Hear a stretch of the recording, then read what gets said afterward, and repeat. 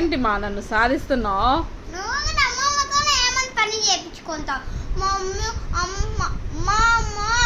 నువ్వు ఫోన్ బలగొట్టేస్తే అప్పుడు పిల్లలు నీ ఫోన్ చూడుకుని ఉంటారు. నా ఫోన్ చూస్తే నా ఫోన్ నేను బలగొట్టుకుంటాను.